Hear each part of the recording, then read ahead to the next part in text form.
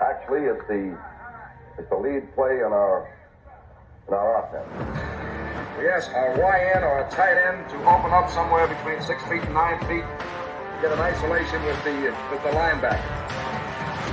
Tell the tackle to take the defensive end if he's over him. If he's not, to drive down on the first man to his inside. If the YN has the linebacker taken out, he cuts inside. If the YN has the linebacker in, he comes all the way around. If you look at this play, what we're trying to get is a seal here and a seal here.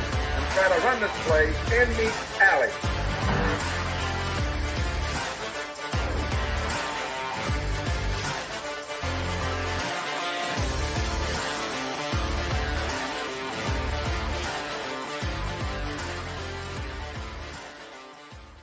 What's up, guys? Welcome into Packers Total Access. My name is Clayton. You can check us out on packernet.com. You can find me on Twitter at Packers_access. I'm joined alongside Tim live in Green Bay. Tim, tell them your Twitter handle, my man. At Packers MKE to Green Bay, GRB, like the airport designations. Bingo, there you go. Not super complex. I'm a Milwaukee kid living in Green Bay now, so pretty simple. And I say that I wanted you to read it on, over the air here so people can go follow you on Twitter. We need to get his follower count up. He didn't tell me to do this, by the way, Tim. You can pay me later. But not as if you care about social media. But obviously, man, we want people to stay connected. So just wanted to get that out there for Twitter purposes, X, whatever you want to call it. I don't call it bunk bed. Oh, yeah, we still call it Twitter. Yeah, I love it. I'm a boomer, I guess, right? And it's nothing political about it. It's, matter of fact, I kind of like what they've done with Twitter. But I still call it Twitter because I'm too lazy to learn how to say X. So there you go. Eric Sutherland said, damn, Tim twice today. Look at that. All right. Yeah, I know it, man. We got him in the house here. So excited about that. How was your day, dude? What did you get to catch up on anything Packers? I know there's not a whole lot of news. I know I've been diving into the vault, man. I've been going down these rabbit holes on YouTube, watching old videos and stuff. But what did you get into today, man? I just did a little bit of reading today. A little bit of stuff around the house. I was kind of off of the Twitterverse, so no, not really plugged in onto the latest, if there is anything. We didn't hear about a Keyshawn Nixon deal, did we? Did I miss it? Yeah, nothing yet. We briefly talked about it this morning. That obviously you're looking at the deadline being somewhere around the 19th would be my guess, before the 19th, hopefully, but they don't come screeching down to the wire. I definitely want him back as a return guy, man. There's no doubt about that. So let's kind of kick it off with a little Lombardi video. You want to do that, Tim? Old school Vince Lombardi video? Is this where we're talking? Are we talking technique here? This is X's and O's. We were going to do this morning, right? Right, correct. Okay. So, and we're not going to go crazy in depth. I just came across this really cool video, and it's Vince Lombardi describing what he referred to as doodad blocking. Okay. And if you'll notice, what he's really describing is somewhat of a zone blocking scheme. You can go all the way back to him coaching with the New York Giants, and he started to try to implement a blocking scheme that didn't say, hey, you block this guy, you block that guy. It was more, let's block to an area. And whatever the defense does, let's let them wash themselves out of the play, and let's keep blocking to an area. And they said that his players with the Giants did not embrace it at all.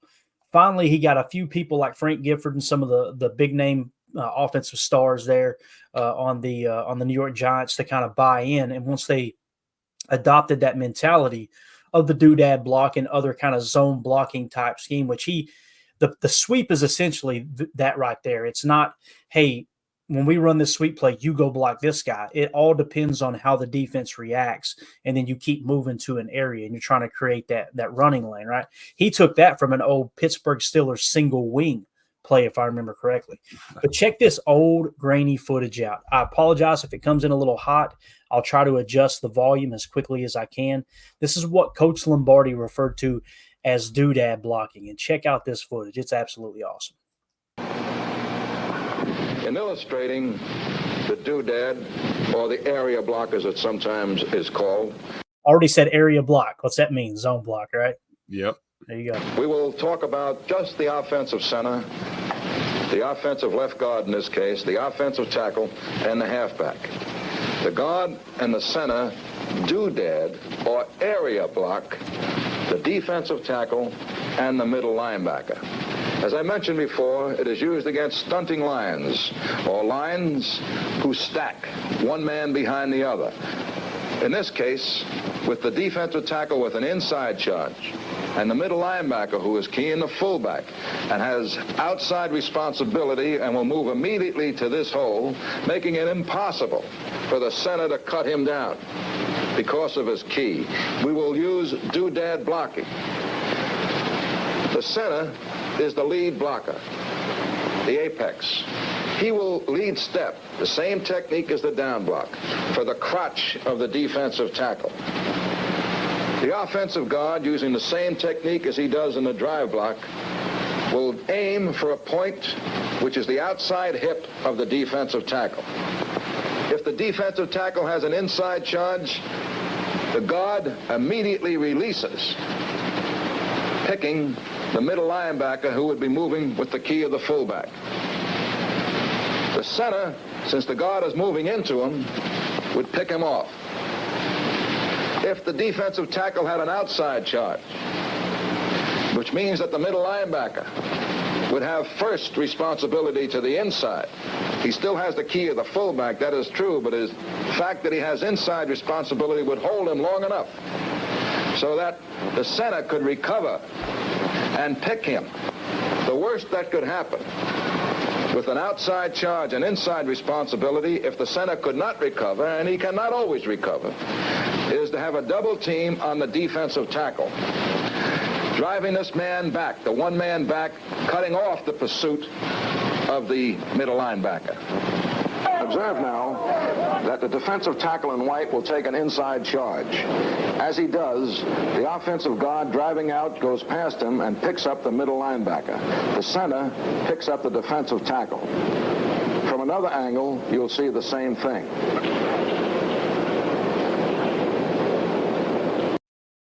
I love it, Tim. I can't get enough of it, dude. And you notice that image there, it's really bright. It's kind of hard to see. That's Lambeau Field.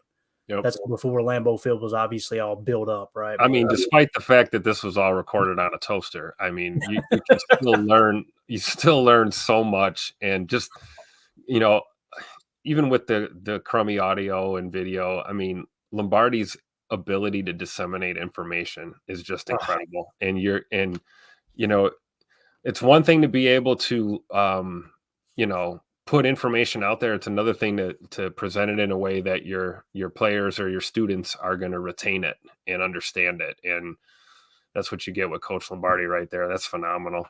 Yeah, definitely, man. Ty Fisher in the chat said Madden used to talk about sitting in a coaching lecture given by Lombardi about the same blocking scheme. He spoke. They said he spoke on the Lombardi sweep, the Packer sweep, for I can't remember. It was like 3 or 4 hours. It was hours, multiple hours.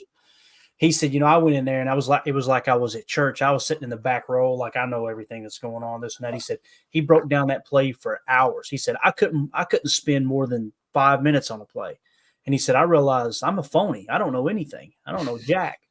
And obviously Lombardi was his idol. And how cool is it that the last game that Lombardi coached for the Green Bay Packers, if I remember correctly, he coached against John Madden in the Raiders. And he was an assistant at the time. I can't remember what game it was, if it was a Super Bowl or what. I'm trying to think here. They played in Super Bowl I. It was Kansas City, right? Am I thinking right? Yep. Super Bowl II was the Raiders, right? Am I thinking right? I believe so, yep. So that's the game that he was referring to. And how cool is it that he says in his football life, John Madden, he says, I looked across the sideline and I seen Vince Lombardi and I said, I'm coaching against Vince Lombardi. I'm coaching. How cool is that, man? That just reached the pinnacle. Pretty cool stuff. Fidel in the chat says, I noticed the crab blocking by the center. Yep, absolutely. Really cool stuff, man. I don't know. I just love the old tapes and the more crackly, the better for me, Tim. I love just that old school feel, right? And I wanted to point that out because to the best of my knowledge, Lombardi was the one who created the zone blocking scheme. It was made famous in modern football by Alex Gibbs, who was with Washington at the time, if I remember correctly. And then, of course, Mike Shanahan, Kyle's dad, gets the job in Denver, and he decides, let's marry up Bill Walsh's West Coast offense with Alex Gibbs' zone blocking scheme. and then run boot action off of that with Elway, and Elway with his strong arm and obviously his athleticism. And that's the birth of really the offense that's in Green Bay today. And just kind of shows you. I was going to put a bunch of videos together today with the coaching trees. I don't know if you ever looked at Andy Reid's coaching tree. My God. And, Andy Reid obviously comes from Mike Holmgren. Mike Holmgren comes from Bill Walsh. That's kind of how everything got cranked up there. Another one, too, is, like if you fast forward back to what we were talking about with Mike Shanahan actually took over as OC for George Seifert. And George Seifert, of course, was the head coach taking over for Bill Walsh because Bill Walsh stepped down and went to the front office, primarily because I think he had kind of gotten a little bit of word, a little bit of tip that he was sick. And obviously Bill Walsh had passed away not too long after that, really. But nonetheless, George Seifert was a defensive coach. So he brought in Mike Shanahan to run that system because I think Mike Shanahan was within the 49ers, if I remember correctly. He left and came back, if I remember right. And then, of course, he gets the head coaching job in Denver. He hires Greg Kubiak. Greg Kubiak, obviously, goes on to be the head coach for the Houston Texans for a short stint. While he was in Houston, on that staff, he hired Mike's son, Kyle, to run the same system. And then, of course, Kyle goes from Houston to Washington, and that's where Matt LaFleur was. Sean McVay was the tight ends coach, on and on and on. It's just I could talk about it. Him and LaFleur went to Atlanta, and then we go, on and on we go up until, yesterday. And it's really cool because you can go back and look at some of the old footage. Think about this. On that Denver Bronco team, and I know we hate them, and rightfully so, because, the Super Bowl that the Packers lost, right? On that team, Mike Shanahan was the head coach, right? His son Kyle was a ball boy, and one of his best friends that was a ball boy as well was Mike McDaniel, who is now the head coach for Miami. So Kyle ended up giving him a job multiple times, right? So that's how they got connected. Also on that team, think about this. Great wide receiver for the Denver Broncos, Eddie McCaffrey. So his son, Christian McCaffrey, right, would kind of come on the scene, probably much younger than Kyle Shanahan and those boys. It's just cool to see how all those families kind of tie together, right? It's really neat, man. So I love that stuff. I could talk about it, like I said, all night long, man. Yeah, agree. Fidel says that zone blocking scheme killed us because we had kind of an aggressive defense, right? We being the Packers in 98. And that's the whole idea of the zone blocking scheme is get the defense flowing in that direction with an outside zone look and then cut back off it. Nobody was better at that than Terrell Davis. I mean, he was just phenomenal, no wasted motion. Think of the Aaron Jones long run on the toss crack play against the 49ers that went for whatever it was, 53 yards. Same idea, right? Get that defense flow in one direction, then cut it back across the grain. Love the pin and pull stuff. When the line can run it, and it took a whole half of the season to kind of get them in a position to be able to do that for sure. So, like I said, just really cool stuff there. All right, let's do this. I got some other videos queued up here too. I want to show you, Tim. Anything else? Some stuff down here. Yeah, we got all kinds tonight, man. Yeah. I told you I've been digging through and finding all kinds of good stuff. Is there anything else you want to hit on as far as Lombardi or zone blocking there? Anything else you got?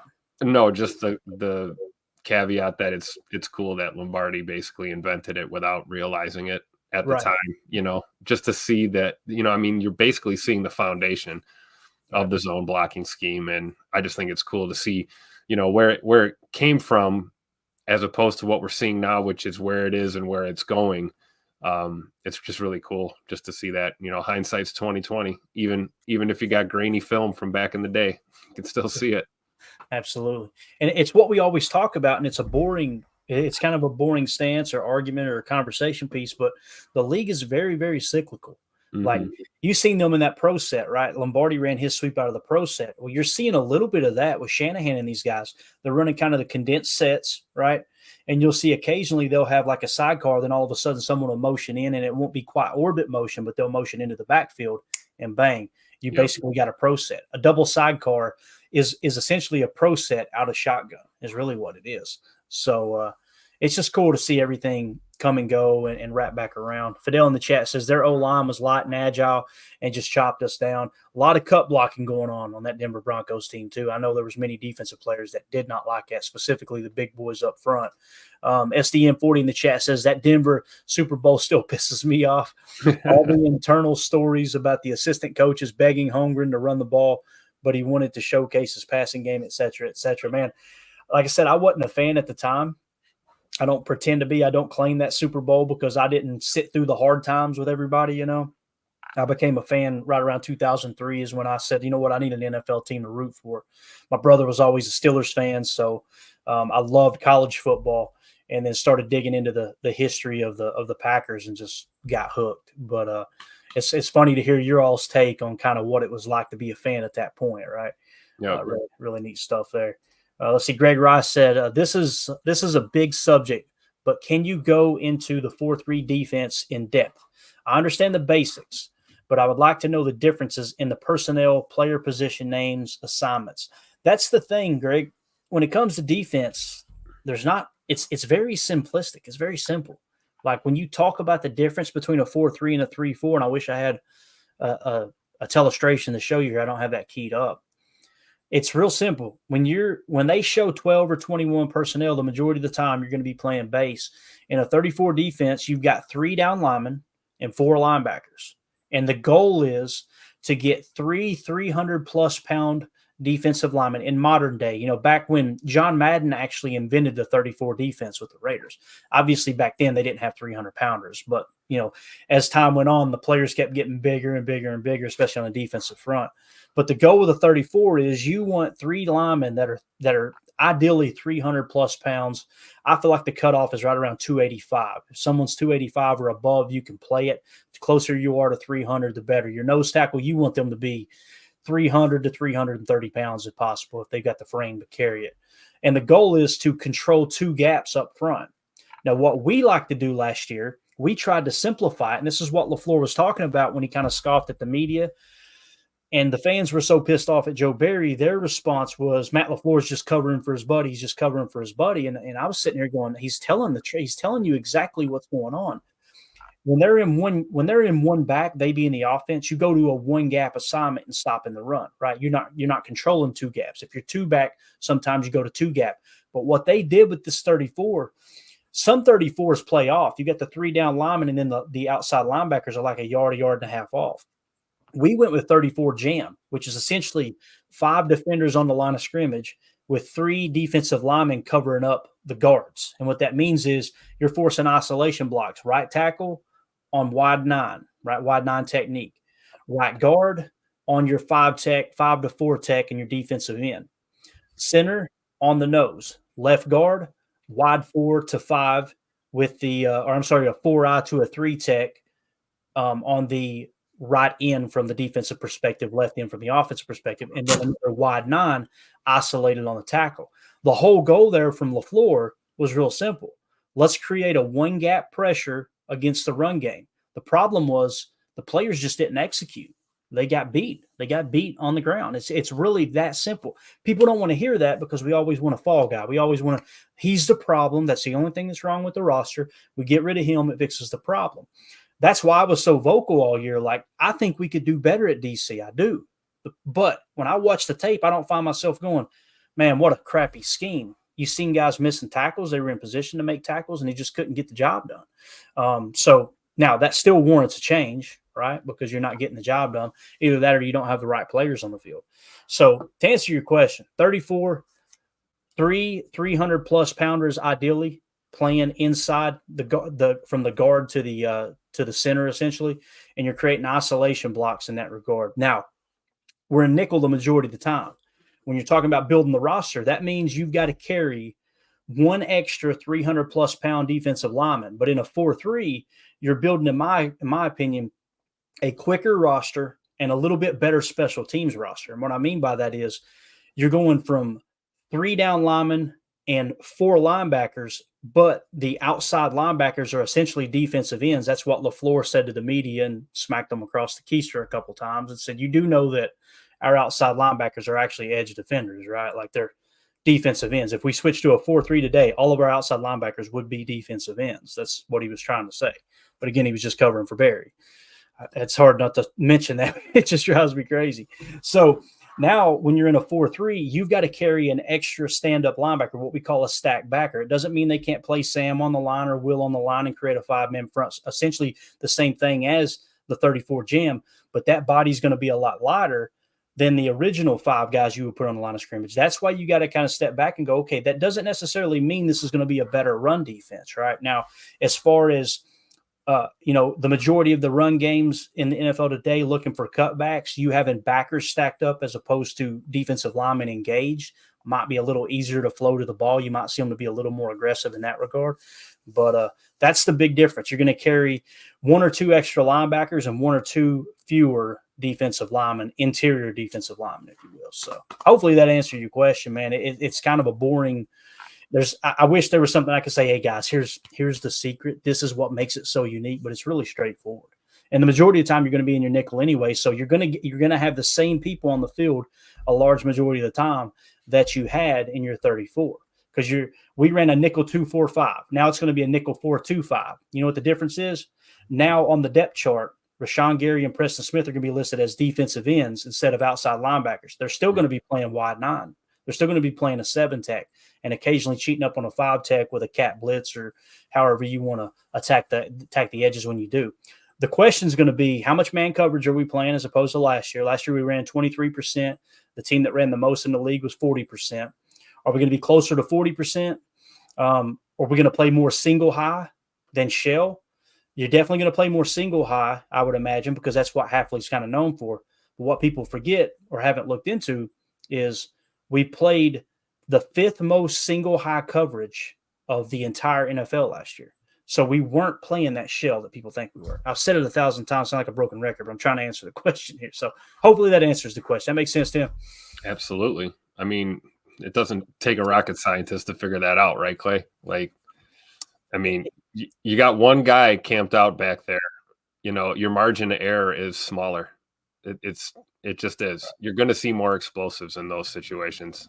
Look at this guy with the tie-dyed shirt. My man. What's happening? Dude, it's good to see you, Emilio. Good to see you, guys. How are you? Surprise. We're doing good, dude. So obviously, man, you've been taking care of business. Hope all is well. We will get into the details, and I'm sure you're on here to kind of unplug from everything right now. But man, it's good to see you in here, buddy. I feel like I've been unplugged, man, for like a week. I just have no idea what's going on. I've been trying to catch up on the pods here and there, but yeah, no, man, it's so I'm learning everything right now. So you just keep talking and I'll keep listening. At least we're going back into the history tonight. I can at least dive into that a little bit better. Oh, yeah. We got some good videos too, some gems for you guys. We're going to get into the Favre era here in a minute, a little bit. Greg Rice in the chat says Will equals weak side, Mike equals middle, star strong, off ball linebackers aren't all linebackers off the ball. So the star, I don't know where you got star from, but we always called it Sam. And there may be terminology out there that calls it star. Mm-hmm. We were talking last night about how, Andy Reid refers to his, what I call yo-yo. He called it shuttle, right? Mm-hmm. And then there was someone else who called it something totally different. I think it might have been Jake that called it something different. Everybody's got different terminology. I'm in Tennessee. Obviously, Jake is somewhere up further north. I guarantee you coaches in different regions have different nicknames for things, right? Andy Reid obviously grew up in the West Coast offense. Now he's out in Kansas City. Remember, the Titans was left side, strong side. So, I mean, you can play it anyway. Right. It's true. And Fidel says Sam is middle. I believe that's wrong, Fidel. Mike, in a 4-3, your Mike is your middle linebacker. Your Sam is your strong backer, which is on the tight end side typically. And you can mix and match a little bit if you want to get creative with specific matchups. And then the Will backer is your weak backer. So you got 3 backers. You got Will, Mike, and Sam. At least that's the way I've always understood it. So there you go. That's why you'll hear like a Sam fire or a Will fire. That means the outside linebacker on that side is actually firing. You'll hear terms like 4-3 under, 4-3 over. That's talking about which side they're actually shifted to, whether it's the strong side or the weak side. If I remember correctly, over is you're shifted to the strong side. And this is all stuff I'm learning again because we haven't been in the 4-3 defense for so long. If you're in under, you're shifted to the weak side. Obviously, the weak side being opposite the Y, the strong side of the formation. So love it. Let's unplug from that stuff for a minute, the X's and O's. I found a really cool video here, a couple of them actually. Do you guys know who Steve the Homer True is? Do you guys know who he is? I'm familiar. Yeah. Milwaukee people will know Homer for sure. Homer has been covering the Packers forever. Have you ever listened to his stuff, Emilio? I'm not sure. Unless you played it, I probably haven't. If you listen to him, I can see how people on the surface would be like, this is an old, crusty radio guy, and I don't like him.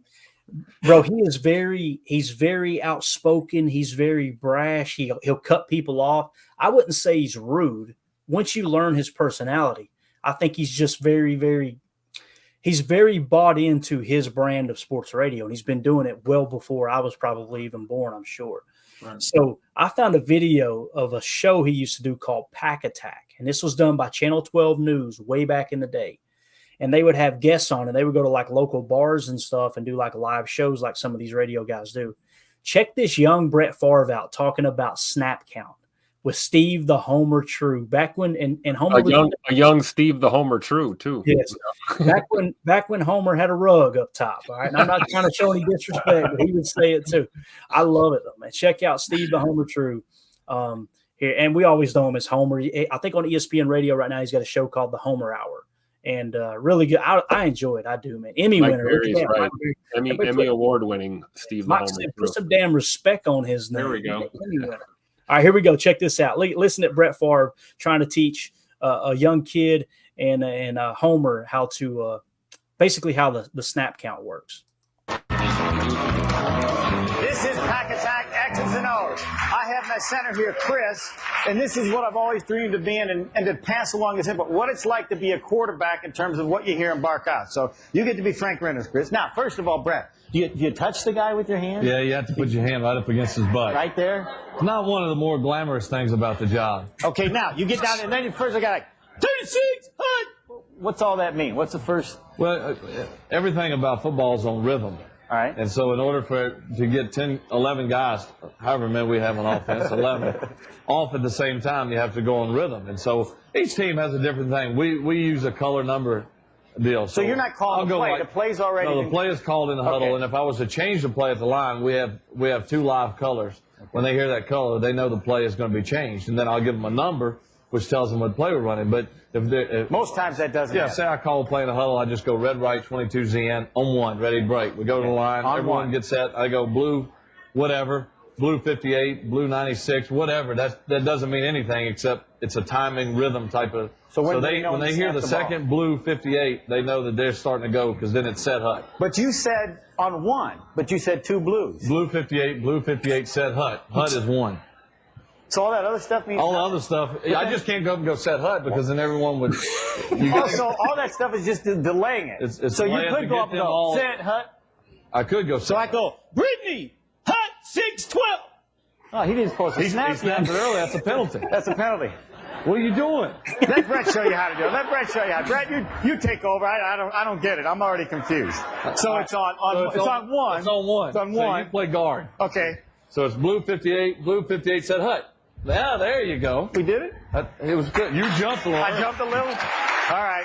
We're going to go out in the audience, and in addition. I love that stuff, man. Young Brett Favre. I love how he looked at the kids and said, "What are you doing?"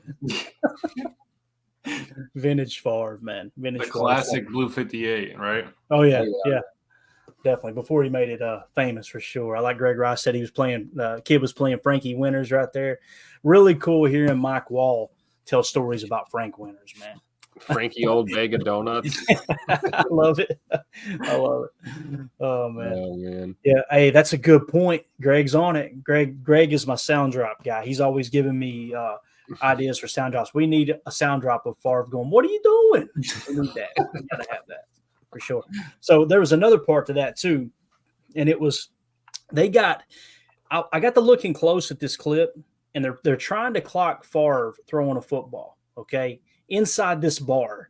You know, Favre, I don't know if they When you throw a football, it's much slower than a baseball, obviously, right? It's bigger. It's going to have more wind resistance. They said Favre, they felt like he could throw over 100 mile an hour with a baseball. Like there's a good chance he could crack 3 digits with a baseball.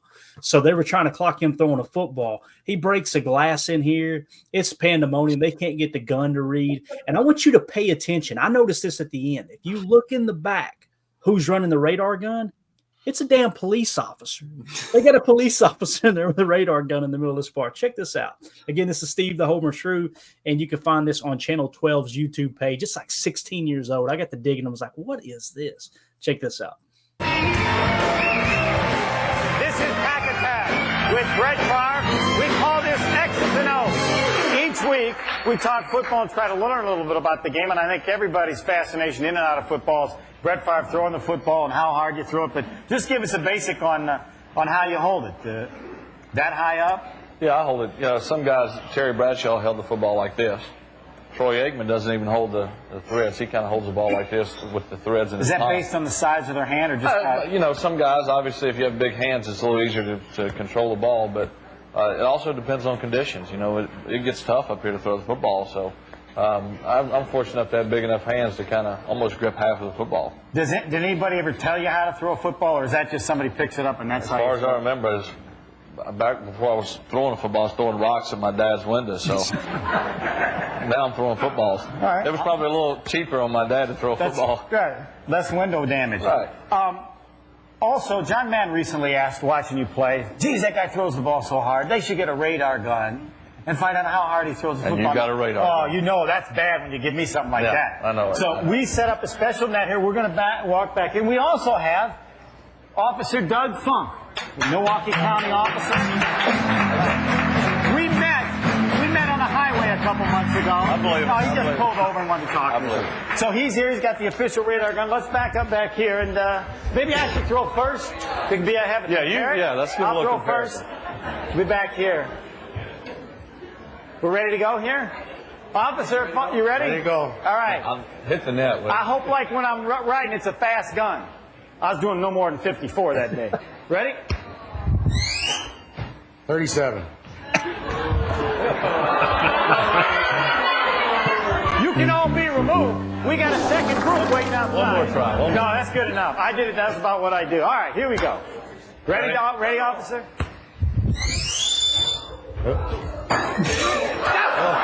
Oh, we got the glass. One more time. Didn't register? I'm not saying anything, Brett. I know how things have been going. I'm not saying anything. Whoa. Didn't read. In concept, this was a great idea. Officer, if it doesn't read, just say 80. Just say 80. Madden won't know the difference. 37, mine didn't His read. arm is about ready to go. 37. Still not reading. Might be Doug. too close. 80. Just give me an 80. It's only a half-hour show. Last time. Last chance. 80. 80. There we go. Way to go, Doug. Thank you, Doug. I needed that. There you have it. If only the radar wouldn't work when I'm going down the highway. It was a good concept. We're going to go to questions from the audience. I love it, dude. Love it. That was great. Yeah. I mean, even if that was accurate, that makes sense, right? Let's say he's throwing a football 80 miles an hour. I'd bet he can throw a baseball 100 for sure. Oh yeah. They clocked it When one that time. tater at 80. Come on now. Yeah. Let me try to Google it real quick. How fast can Favre? It says how fast can Mandy drive? 120. There you go. How fast can Favre throw a football? Because I think they clocked some guys once before. 63 mile an hour.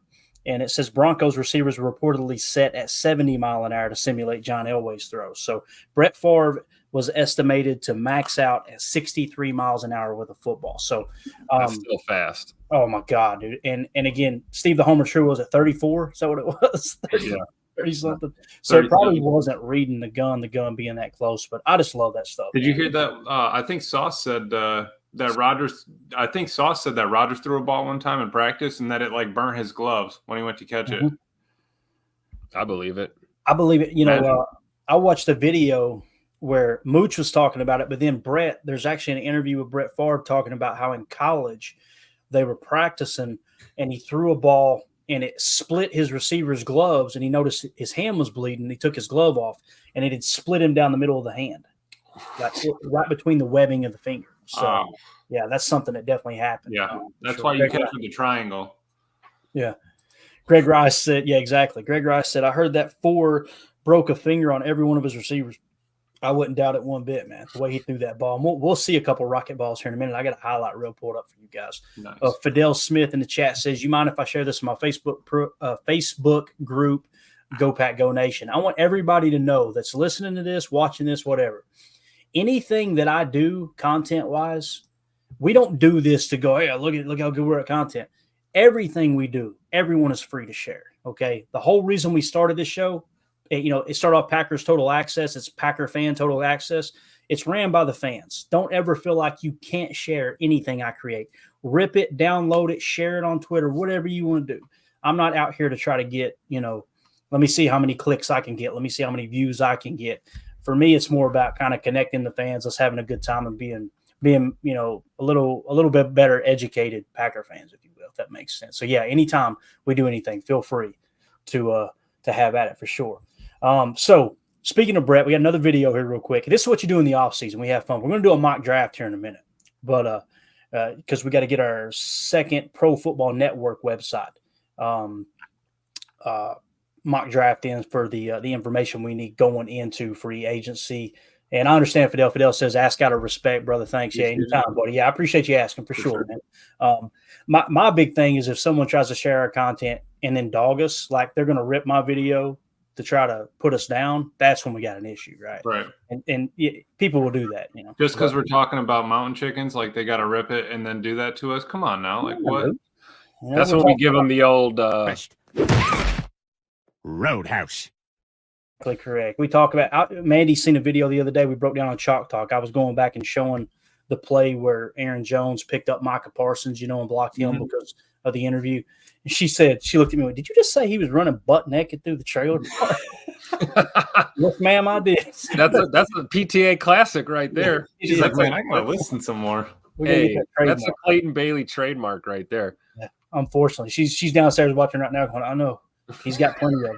If you ever wonder where I get my one-liners from, you need to go have a cold beer with my dad sometime. I'm just telling you, he is where every one of them came. He's an Irish redneck biker, and he is the stuff he comes up with. I'm just like, my God, absolutely unbelievable. Peter said, let's get to it, man. When are we going to spin the wheel for the Reed card? You know what? Since you're going to put pressure on me, we're going to do it right now. How about that? Let's do it. Whoa, I love it. Right now. Who do you think you are? I am. That's exactly what he just said. Yeah, you think I'm scared? Watch this. Bang. There you go. Let's put it full screen here. It's just small enough so Eric Sutherland can say it's rigged. Go ahead, Tim. Hit me with that. That's what she said. Nope. Oh, wait, but we've got Eric Sutherland in the there chat. He is rigged. Right on cue. All right, so what we do, guys, is we got to be quick with this because the viewers always go down when we do this type of stuff. We're going to be really quick. We took everybody who is a YouTube member of the PTA Posse. We put them on this list. There's 149 of them, and we're gonna spin it 3 times. The first winner will be the true winner. If they don't come forward and claim the prize within the next 5 to 7 days, then we'll go to the second winner, then to the third winner if no one claims it. Let's go ahead and spin it. Here we go. This is for the autograph rookie Jaden Reed card that was donated by loyal listener, our buddy United Bates. Let's spin it. Big money, no whammy. Big money, no whammy. Big money, no whammy. Who's it going to be, Emilio? Who's it going to be? It'll be Eric this time for sure. Look at this. It's rigged. Oh. Oh, no, Tim, you did not do it. No. Can't do it. Can't do it. Nope. Right. Tell her that was a practice spin. That was what for those of you listening on the pod, it was Mrs. Green. So this is Tim's wife, who is actually no. YouTube. Pull her name out of there. That was just a practice spin. And you're probably wondering, how'd she get on the list? We just copied the CSV, I think is what it's called, and just throw it in the system because I can't type that fast, to be honest. Yeah, no, that was not intentional. That's Sorry. funny, though. Let's close it out. All right, we're going to spin it for 3 more. Here we go. There we go. What's your win it again? That would be hilarious. We've got Eric Sutherland. Yeah, Gaylord. All right, Gaylord. okay. Nice. All right. That should be easy to validate. Okay. All right. So if he comes forward, he or she comes forward, whatever you want to say, doesn't matter to me. When they come forward, they will win the Jaden Reed autographed rookie card. We're going to spin it again in case they do not come forward. All right. Second place winner. I'm like rooting for Eric Sutherland to win one here. Oh, I am too, big time, man. And the second winner is Ryan Okray. All right. Okay. Ryan Okray. Okay. So we got that one down, and let's spin it one more time in case those two don't come forward. Sound like you're getting tired over there, Tim. Man. Looks like Noah P. Nice. So Eric Sutherland will get to say it's rigged for at least another giveaway, right? Yeah, definitely. All right, so just a quick little recap for those of you listening, joining, whatever, viewing. Gaylord, first place. All right, shoot me an email as soon as possible, PackersTotalAccess@gmail.com. Second place was Ryan Okray, Okray. Go ahead and send me an email too. That way, if Gaylord doesn't come forward, then obviously you'll get it. And then Noah P. is the third place winner. So congratulations to whoever claims that. Like I said, Gaylord will have first dibs, so on and so forth. We want to give them enough time to come forward and get it for sure. So there you go with that. Now let's get to this video here real quick. Yeah, look, Eric Sutherland told y'all. You know he was waiting on that for Mrs. My wife is gonna be so upset because she like never wins anything. Yeah. And now the one time she does, she doesn't. I can't win. I can't do anything right. Oh, I love it. All right, so let's do this. Let's go to this video of Favre. Actually, we got one comment here that kind of goes with it. Greg Rice said, I was listening to someone today who said Favre started the RPO. He told Mike Holmgren that the defense wasn't respecting the pass enough, and he wanted the ability to pass it. Mike Holmgren said, okay, that was me who said that. I actually heard that story told by, I believe it was actually Doug Peterson who told it when the RPO really took off. It was some kind of NFL film special. It might have just been on Total Access or something. But he said that he learned it from Favre because Doug Peterson was Favre's backup. I won't get into the whole story because we did it on the morning show. But essentially, they would run draw plays. They would run running plays. And there was many times that Favre, you guys remember, would hand the ball off and fake like he was going to pass. He'd fake it and then hand it off on a draw. People still do that today. He would look out there and the backer wasn't biting. The backer would just come in on the run. And he told Mike, he was like, hey, look, this guy's already biting up. If I've got it, you want me to just hammer the slant because the offensive line isn't downfield yet. It wouldn't be ineligible downfield.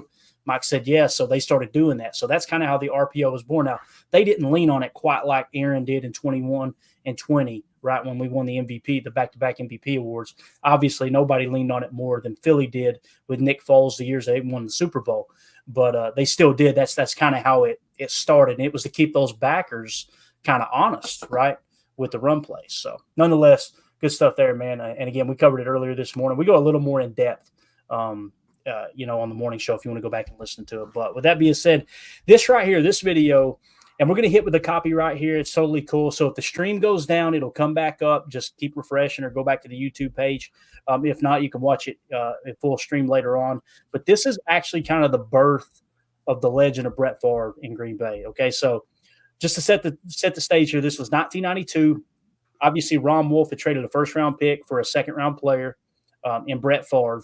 He didn't play in Atlanta. They said that he was fat. He was out of shape. He was, I think he missed a team photo because he was drunk the night before. He don't get the idea that Brett was he was treated in Atlanta, right? He was treated bad or cheated out of anything. Brett will be the first to tell you, like, yeah, Jerry Glanville, the head coach, didn't like it, but he also didn't do things right either.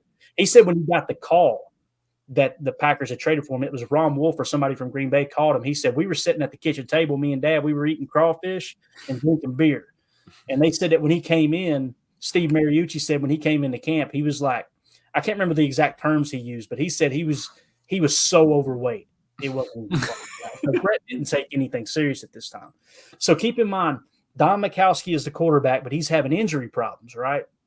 And his style, Don Mikowski, was a scrambling quarterback, a dual threat quarterback. They called him the Magic Man for that very reason. He could just make things happen with his feet, right? So Brett, obviously, they're not expecting Brett to play. Don Mikowski goes down with the ankle injury. Brett comes in, plays like absolute cheeks the entire game. But then right at the end of the game, what did he do? He put together one, like Mike Holmgren said, he was all over the joint all night long or all day long. But when it came down to it with the game on the line, he said he put together some of the prettiest passes you ever see in your life on this final drive. This is the final drive of Brett Favre's, I guess, birth in Green Bay lore, if you will, right? This is him on the game-winning drive against the Cincinnati Bengals in 1992. Check this out, man. Look how young he is, too. It's just wild. You'll see some rocket balls on this. I tell you, we have seen a game breaker today here in Terrell Buckley. He has shown that potential. Here is the drive, and it is going to go. Let it go out of bounds. Oh, he caught it. Brooks caught it and went out at the 8. And what a terrible play by Brooks. If he doesn't catch the ball, Max, the ball will be a first down at the 35, and he caught it and ran out of bounds. All right, here's the first down play. Here's Favre back to throw. Favre in the end zone, throws it out to Harry Sidney, and Sidney takes it out of bounds at about the 12-yard line for a gain of about 4 yards. 1:01 left in the ball game. Well, if that's our 2-minute drill, we're going to be a little short. You got to go over the middle as long as you got a little time. You got to take a chance. What the heck are you trying to win a football game? Sure, you can throw one for 2 or 4 yards, but you only got another 90 to go. Favre is 19 out of 34 for 200 yards. Got to go downfield, folks, with 1:01 to go in the game. Houston defeated Kansas City in overtime 23-20. All right, 10-7 New Orleans over Atlanta. That's the final score. Here's Favre back to throw. Favre steps up in the pocket, throws long upfield. There's Sterling Sharp. He caught it. He's at the 50 down to the 47-yard line, and they don't know. Notice on that play right there, Sharp hurt himself. He came down on that shoulder, kind of in between the AC joint or whatever. Right. So you'll see he's hurt the rest of the drive. So he kind of has to do this without Sharp here. You got to hurry. Come on, you got to. What was that? Were you going to say something? You'll also see the chin strap surgically attached to the back of Sterling Sharp's helmet, which goes to his shoulder pads, which was from his previous neck injury. Wow. They literally rigged a chin strap to the back of his helmet and snapped it into his pads. If you can believe that. Like a Hans device or something with NASCAR, right? Basically. Yep. Yeah. I'm down here in the South. You gotta put it in those terms for me. If you ain't rubbing, you ain't racing top dog. You know what I mean? All right, here we go. Get the lineup up here. We're down to 49. What a throw. It is at the 47-yard line. Now you want to just throw the ball into the ground. Campen wants the ball from the official, and he can't get it. Favre with 40 seconds. Throw it in the ground, Brett. Get set. He's not set. Now he is. Now he's back to throw. On the down, comes up over the middle. It is caught by Workman out of the 35. 29 seconds left. I got to take it back in real time here. I want to see that. Was that a Texas route? That's a little Texas, wasn't it? Like him coming out of the backfield on an angle. The down comes up over the middle. It is caught by Workman out of the 35. 29 seconds left. Some of you guys are going, why you mentioned that? Go back and watch week 1 this year against Chicago. Remember the touchdown catch by Aaron Jones? Mm-hmm. That was an angle route. Texas is where you walk a backer out and then run the angle underneath it. But so that was a staple in the West Coast offense for sure. Got to throw it in the ground. It's a first down. Stop the clock, Brett. 23 seconds left. I'm trying to throw it anywhere. Throw it just now. He downs it right there. And it goes with 19 seconds remaining. Now you got 3 shots to throw it to the end. Look how out of shape he is, bro. Yeah. Did we help him at all? Coughing up jambalaya. I'll tell you, Sterling Sharp was out behind. He was out behind. Look at Sterling Sharp, man, just playing through it, gritting it out. Here's Favre. Favre goes straight back in the pocket. Yeah, now he pumps it. Now he's going to the end zone. There's a man. He's wide open. Touchdown. It is caught by the wide open. And it is Kittlick Taylor. I like how they say he's wide open. He wasn't that open. 13 seconds to go. Put in the bunker. 2 men back there. Exactly. Nobody covered him. Let him all by himself. I can't believe it, Jim. A great and there's pass by Favre. Brett Favre trademark helmet off. Has scored it. Oh, my goodness. Kittlick Taylor was all wide open, and the 5th-year player from Washington State, and now the extra point with 13 seconds. Good old Mike Holmgren. Gosh, look at him. This is the best part. I know you guys have heard this story 1,000 times, but I'm going to tell it anyway. Brett Favre, they've got a video of it on another NFL Films version where they zoom in on his hands. Brett Favre was the backup quarterback. Back then, the backup quarterbacks held for extra points and field goals. He's the holder, okay? So he comes in to hold it, and you could see him move his hands, right? Because he said, I didn't want to get kicked. It's the game-winning extra point. And he lets go of the football, and he said it kind of stuck in the mud, thank God. Because he said, I wasn't going to get my hand kicked. What he said. So it's going to be hard to see on the TV copy, but find that NFL Films version. You could probably find it on YouTube. It's unbelievable. And hearing Andy Reid talk about it and Mike Holmgren, it's just phenomenal. If that isn't exciting, I'll tell you, Jim. I don't know why. I don't feel anything. These fans are going crazy. I mean, this thing is supposed to be over with, and the Packers are in position to win this ball game. Timeout, Cincinnati. Holy cow. Look at that hangover, boy. Dude, yeah, hangover's killing him. Exactly right, man. He's burping up some Schaefer Light right now, dude. $2.25 a case, Schaefer Light. Packers are coming over here to the sidelines. Mike Holmgren wants them over there. What was the distance, Jim? Favre to Taylor. This is what Emilio was talking about. They're running like a cover 2 look almost. It might have been single high. You can't see the all 22, obviously. But he kind of hit the bunker. You know, you got the base down the seam, you got the bunker behind the corners, but in front of the safety or outside of the safety in a typical cover 2 zone defense. You can attack the bunkers on each sideline, which is that space between the corners and the safety, or you can attack the seam over the backer in between the split safety, unless they're running a Tampa 2, which that's where you got to check it down, go over the middle of the field. But right here's a bunker shot for sure. Kitrick Taylor. How many yards? Well, I'll get it all for you here in a minute. I know that it's coming. I love how he set him up outside, worked back inside, gave him all the space. Oh, yeah, absolutely. That's incredible, Jim. It really is, because wide open back there. I kind of wish I hadn't pointed out to them that they should put that 3 seconds back on the clock. Yeah, take that 3 back, will you? Well, you got to get the extra point. It's the simplest play in football, but it's not automatic. That's right. I'll tell you, this will make the party tonight. There it is, Tim. Look at it. There it is. So he's looking for anyone to celebrate with too, and he can't find anybody. Watch this. Somebody slap hands. Look. Oh man. Just like he did in the first quarter of the Super Bowl. They may get it. Absolutely. Kitrick Taylor. All right, now Chris Jackie is trying to get everybody. Look at Favre. Look. He's right now. Crap. They got 11 This is minutes my dude of the right line here. This is who I grew up watching. You know, it's funny. That's the Chris same Jackie. play that Sterling Sharp had caught on See the if you can same see him drive. let go. Here's the ball down. Look. Yep. He removed both hands. The kick is on its way. The kick is out. Good. Look at that crowd. 24-23. Helmet back off. 13 seconds left. Penalty. Look at Oh, did you Favre. see that? Hold up a minute. Did I just see a young John Gruden? Sure Hold did. up. Let's see 13 here. seconds. Look right there, middle Yep. of the frame. John Yep. Gruden fired up.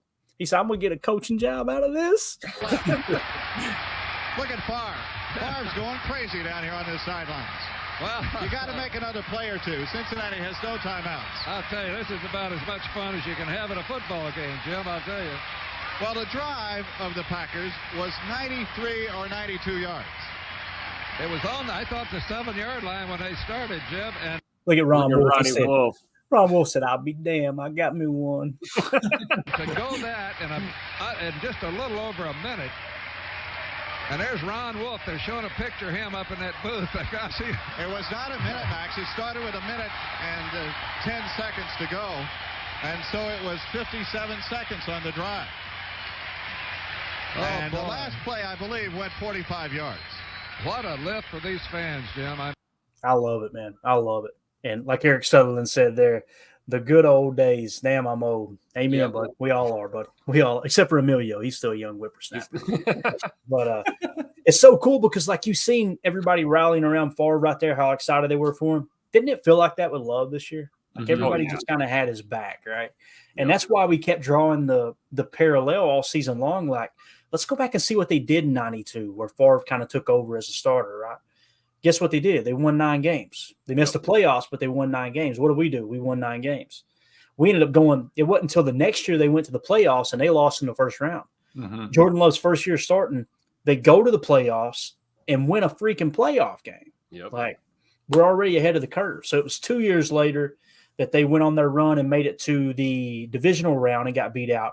And then 3 years later, they win their first Super Bowl, right? So obviously Favre goes on to win multiple MVPs, all that stuff. So, and the way he threw it too, like it was like he was on top of the pitching mound versus Jordan Love fading away off no feet in midair, twisting his hips, like unbelievable.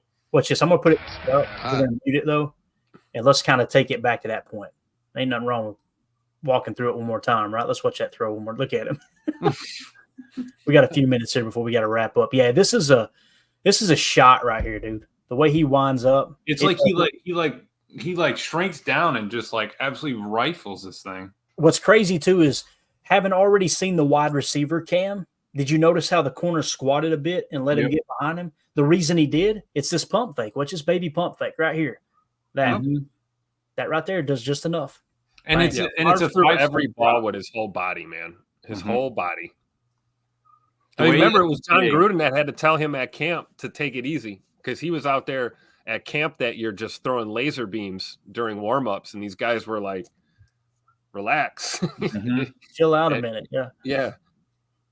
I love it, dude. Wasn't even a play fake. What was that set? I didn't even get the set. Let's get the set. Let's look at the set. Let's call this play out. Y'all want to? So we got, looky here. We got ace 11. Yeah, we got 11 ace dubs strong right. All right. And you won't be able to see all the routes, but running two seam, or looks like the tight end's running a seam. You know what it looks like? That's four vert. I was just gonna say four vert looked like. They went four vert with a little halfback. That's what you would call a T cut. The tailback is just going to, if everybody fades out of the middle of the field, he's going to go right the middle and then cut out. See him right there? Just kind of sit. Really more of a stab route than a cut. A stab is just where you kind of run a little sit route, a curl, a little option there. So you don't see that a lot though, man. Drop straight back out of center. We're missing that. We don't get to see that all the time. We see a lot more shotgun drops. Different game back then. It really was. Yeah. Let's see. But it's cyclical, right, Clayton? You never know. We'll be seeing this again someday. I'm telling you, man, it always comes back around. It really does. You think Matt LaFleur will put a pro set in? Oh my God. You talking about going from, I about to say something bad. Yeah, I would be excited if we had a pro set. So keep in mind the pump fake now. Watch the corner this time. Corner, look at his eyes. He's on Favre the whole time. Yep. On Favre. Watch the pump. Oh, it's over. See ya. Yeah, because he can jump it. He set him up outside, like you were saying, Emilio. Set him up outside, worked it back in. Because that inside seam held the safety long enough that, bingo. Yep. Yeah. I'm pretty sure when I watched it before, they were in a cover two. Yeah, see it right there? They're in a cover two. So yeah, now it's too late. Safety's like, oh boy, it's going to the outside guy. Yeah, it could have been. It might have been a two-man under. It might have been man coverage, and that guy just got kind of beat because he is expecting safety help over the top. But like you said, it does kind of hold the seam. But it's definitely not a single high look because he's on the hash. Thinking about it, he was probably trying to hold the sideline to keep him in bounds, keep the clock running too, and just dropped a dime. Ah, beautiful, man. Look at that. Yeah, that's where he's like fading away. I love it, dude. I could watch his stuff all night, man. I absolutely love it. So there you go. They got us to the 57-minute mark. Let's go around the horn real quick. Guess what? We'll do the mock draft in the morning. All right. How about that?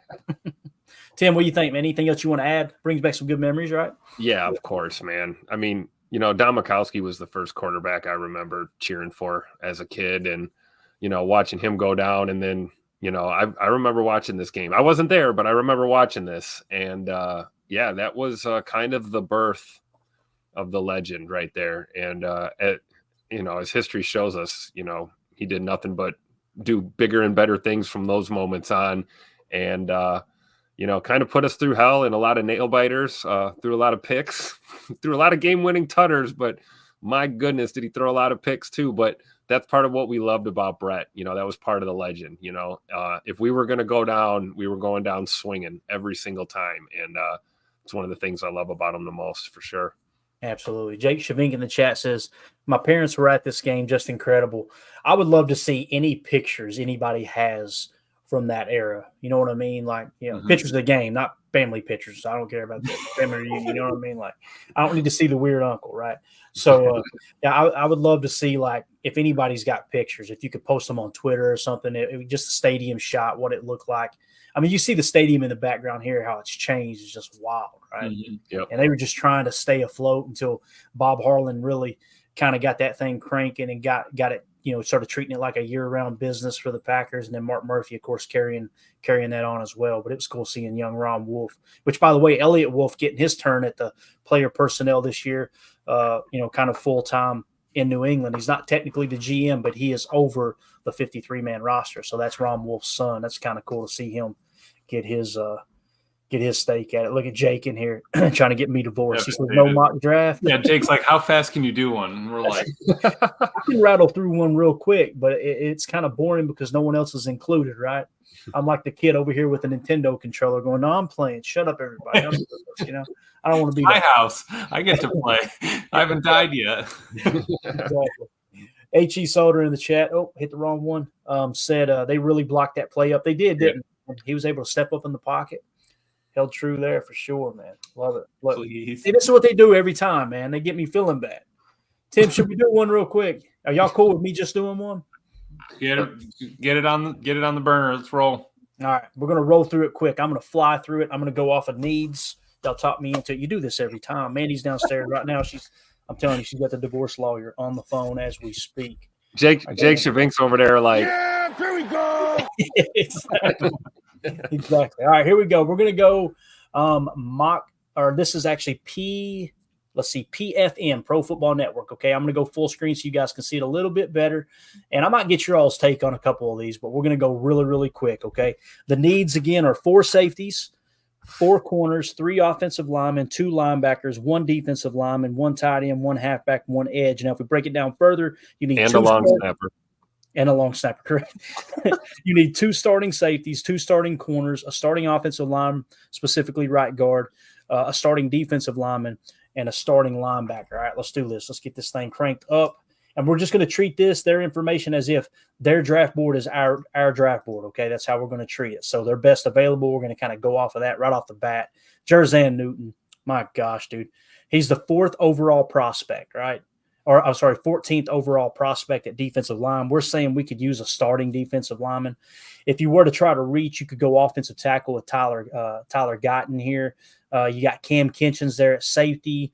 For me, man, the value is just too strong to pass up on. We're going to go with Jerzan Newton, defensive tackle out of Illinois. All right, so let's go ahead and pick him up. Let him take a picture with the jersey. They're going to let me? Let's see here. There we go. We got him. All right, so Jerzan Newton is the pick. We got our defensive lineman right off the bat. Let's go reject. We don't need your trades, dude. All right. Oh, looky here. It played. Look, Tyler Newman. Let's go, man. So what pick are we at right now? We're at 41. Top available prospect is my boy Tyler Newman, safety out of Minnesota, right there at the top. I can't run this card down to the podium quick enough, man. That's why this one's going to be a fast one. I mean, it's about to fall right into place. It really is, man. I'm excited because the last one did not. Me and Jake, we were in here going, no, I don't know about how we feel about it. All right. So now we are at pick 58.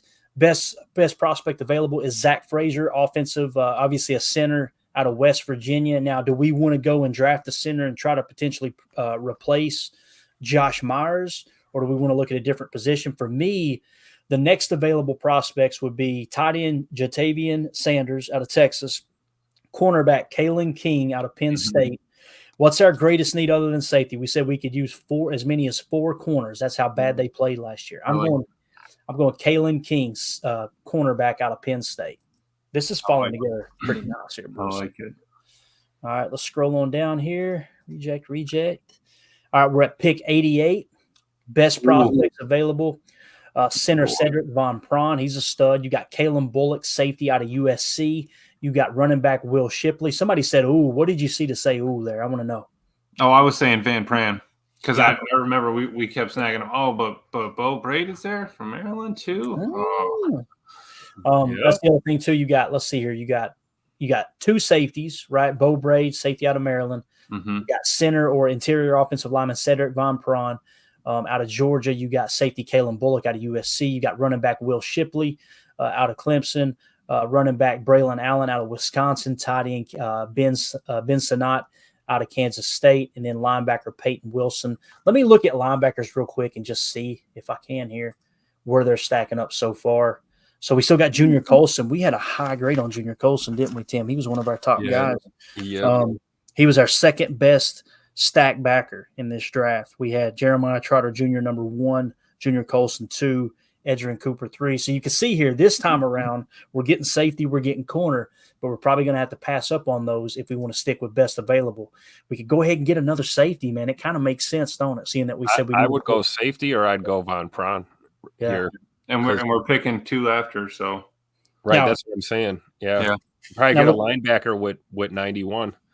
Now think about our free agents that we really liked. We like Bobby Wagner at linebacker at $4 million. We had a safety Geno Stone at $6.5 million. Safety Alohi Gilman from the LA Chargers, which by the way we hired his former DC as our defensive backs coach, so there's a connection there. He's at $2.7 million. Darnell Savage, I was hearing rumors Darnell Savage is probably going to be brought back this year. His market value is sitting at $5 million, and then we got Greg Von Roten guard at $2.7 million. So with that being said, we've got 3 safeties we could potentially sign in free agency, right? Mm-hmm. With that being said, we only got 1 offensive lineman. I'm kind of thinking Von Pron here. Yep. I think it's what we should do, Tim. I'm with you here, man. Let's go trenches here. I think if he can play another position other than center, if you can have him compete at right guard possibly, I don't even know what his measurables are. 6'4", 310. I think he can get that done. It's not like he's out there at 6 foot 290 as a center, right? From Georgia? No, we'll take him. Let's do it.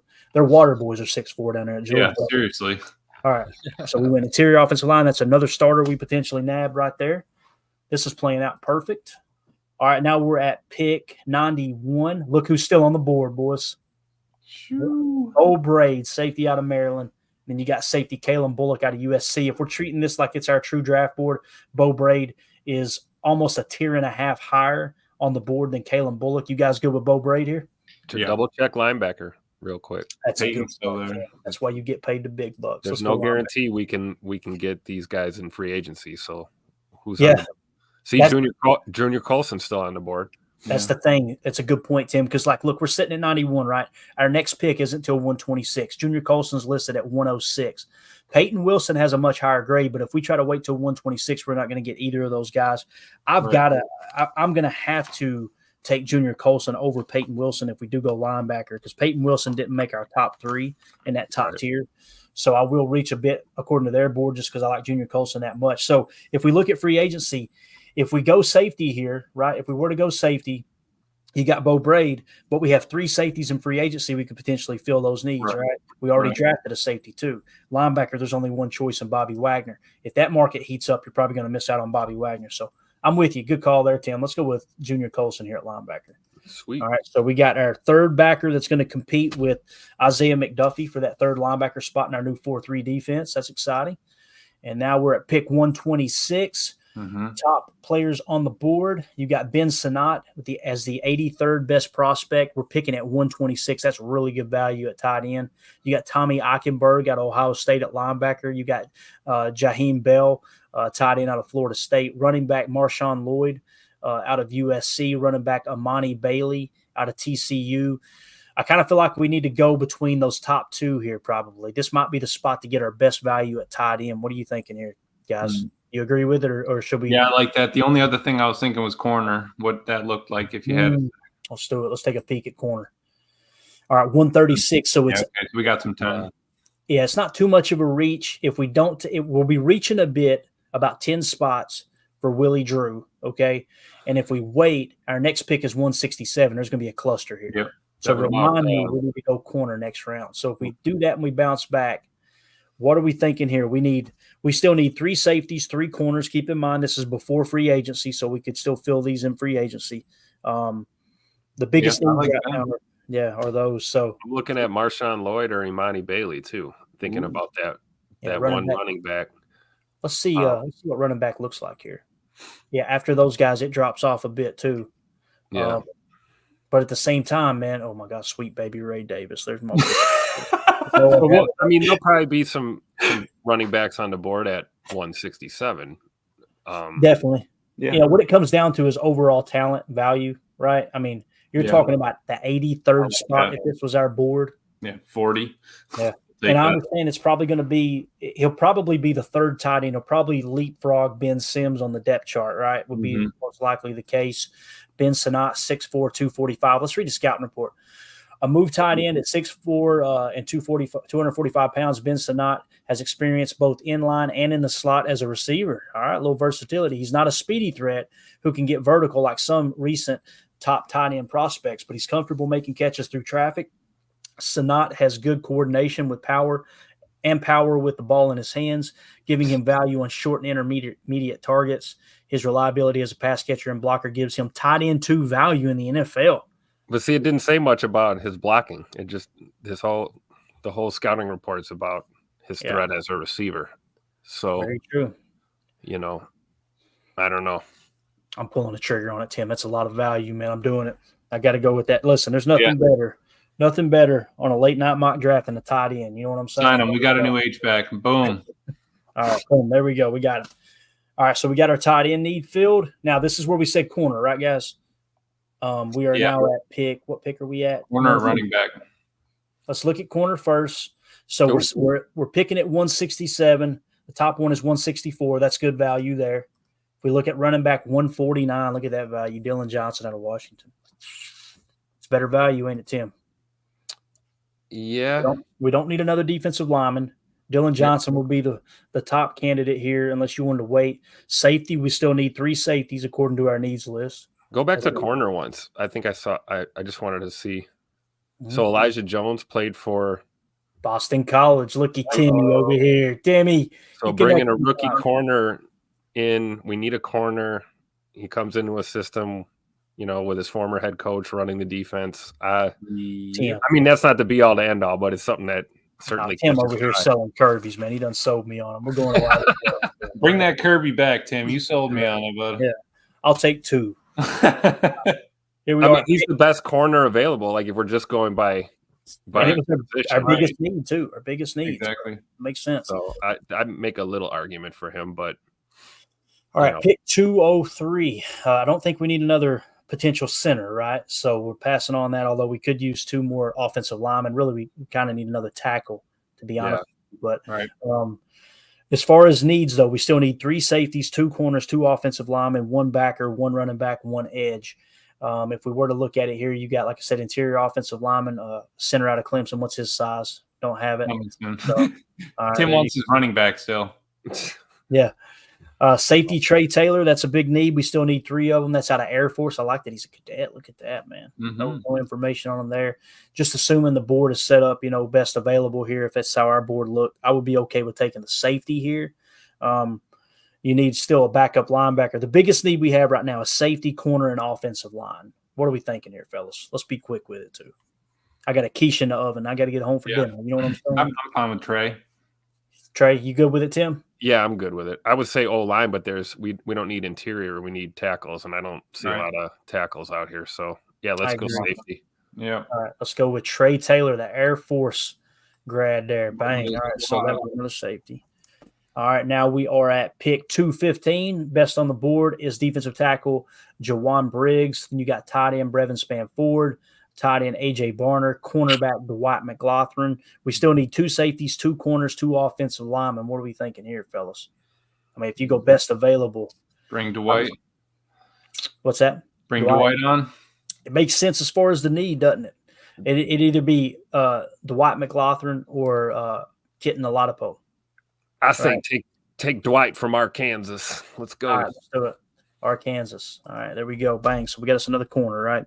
That was a corner, wasn't it? Or was it a safety? Yeah, that was a corner. All right, so we got us another corner. The whiskey a little bit. 243. It doesn't matter. We're all asked if the corner can play safety or if the safety can play corner anyway. So that's a good point. Dominique Hampton, safety out of Washington, your best prospect at 217. We would be taking him at 242. Hands down, the best value here. We still need 2 more safeties. Y'all good with it? We got a guard there, though. We got a we do have a guard hanging around. How long? Yeah, he's at 235. We're already at 242. There's a chance he's still there at 250. Let's see if there's value there at guard. 257. I think we can get him at 250. What do you think, Tim? That Jacob Monk? Yeah, I'm with you. The value is so good right now with this Dominique Hampton, right? All right, let's do it. Let's take the safety. Dominique Hampton out of Washington. Got him. All right, let's move it along. 250. Let's see who is there. Oh, McMahon's still there. There he is. So at a value of a 235th ranked prospect on the board, we get our guard at 250. I like it, Tim. You like it? I love it. All right, here we go. That was a good move waiting on that. So we got us another interior offensive lineman. Yeah. There it is. All right, let's screenshot it. This is our PFN mock draft number 2. And I think it turned out pretty good, to be honest with you. I think that's the best we've done in a while as far as filling the needs. And I felt like we didn't get too far away from best prospect available either. Right. We went with, at the 25th pick, defensive tackle Jerzan Newton. We got at the 41st pick, safety Tyler Nubin. Absolutely love it. Cornerback Kalen King out of Penn State at number 58. Number 88, we got Cedric Von Prawn, center out of Georgia. Number 91, we got Junior Colson, linebacker out of Michigan. That's a great pick, in my opinion. 126, Ben Sanat, tight end out of Kansas State. 167, cornerback Elijah Jones out of Boston College. 203, we got Trey Taylor, safety out of Air Force. 215, Dwight McLaughlin, cornerback out of Arkansas. And then 242, Dominique Hampton, safety out of Washington. And then with the final pick for the Packers at pick 250, we took guard Dylan McMahon. I like that draft, man. I think that's a good one. As far as filling the needs, go ahead and get this off the screen here. As far as filling the needs, thank you for working the chat there for me too, Tim. You pull up anything you need to, man. Here's what we came away with this time, man. We crushed it. We got 3 of the 4 safeties we needed. We got 3 of the 4 corners we needed. We got 2 of the 3 offensive linemen we needed. We got our defensive lineman that could potentially be a starter in Jerzan Newton. I believe we took Newton, right? Yeah. Yep. We got one of our linebackers, possibly our starting stack backer, most likely the will backer in our new 4-3 defense. We got our tight end, our basically our 4th tight end on the roster, but he's probably going to project as the 3rd best tight end on the roster ahead of Ben Sims. Real quick, Jake Shavink said I was concerned about his blocking, and so Jake has the grades here: 76.1 run block, 72.8 pass blocking grade for Sanat. So, yep, we'll take him. Feel good about that. Thanks for the info, Jake. That's awesome. Priceless. The fact that the scouting report was saying he could play a little slot for you, and he's kind of that underneath possession tight end, and Jake pointing out he can block. What can he do? Ben Sanat's a name that keeps popping up in these mock drafts. So just feel good about that. He can block. That's all I got to say, my man. That's what I like to see. He can block. Put him in the H-back. All right, we're out of here, dude. We went way over. Hour and 16, rapid fire mock draft. Appreciate everybody in the chat. Man, we got to do a lot of stuff tonight. This was awesome. We covered all kinds of videos. I don't think the stream went down one time. That's great, right? Y'all can have the $1.75 monetization. I love this too. Picked him up 250, 700 snaps, left guard, center, right guard in his career. Versatile. That sounds like a Packers guy right there. That's what we were saying when we picked him, Jake. That's exactly what we had on our scouting report. I can't believe it. No running back? I don't think we needed him. Firing from the hip. We got Aaron Jones, AJ coming back. We got that's right. That's right. We'll roll with Jones, Dillon, and Emmanuel Wilson. We didn't. In a pinch, we didn't take Braylon Allen. Everybody. In a pinch, Daniel Whelan can play tailback. There you go. I don't want to hear anything about it. Right. So somebody's going to cut that and go, listen to this idiot. What do you mean? Sanat's going to be our extra running back, right? Well, Peter Stone says, thanks for the mock, guys. Another in the morning. God, you guys are mock draft. I know. What's nut jobs, man. Yeah, we probably will do another one in the morning, matter of fact. So appreciate you guys for hanging out with us. Tim, thanks for working the chat for me, man. We're going to get out of here. Again, the winners of the autograph rookie Jaden Reed card, Gaylord, Gaylord. You are the winner. Email me, PackersTotalAccess@gmail.com as soon as possible. We'll get it verified and get that card sent to you.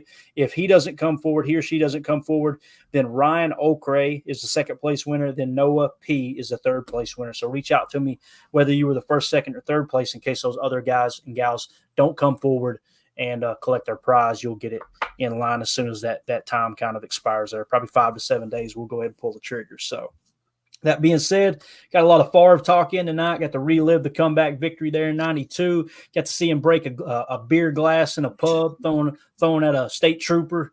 Where are the pod you gonna get this stuff on, guys? Right. You think God never farted?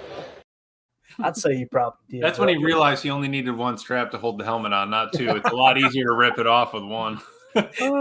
Exactly. All right, guys. As always. Parting advice. Wash your hands, wash your butt, man. That's it. That's all. All right, we're out of here. We'll see y'all in the morning for Good Morning Lambeau. Everybody have a great night. For those of you listening on the pod, thank you for making us a part of your day. As always, let's go out and be the change we want to see in the world. And go, Pack, go. The power sweep. Actually, it's the lead play in our in our offense. Yes, a YN or a tight end to open up somewhere between 6 feet and 9 feet. Get an isolation with the linebacker. You tell the tackle to take the defensive end if he's over him. If he's not, to drive down on the first man to his inside. If the YN has the linebacker taken out, he cuts inside. If the YN has the linebacker in, he comes all the way around. If you look at this play, what we're trying to get is a seal here and a seal here. And try to run this play in the alley.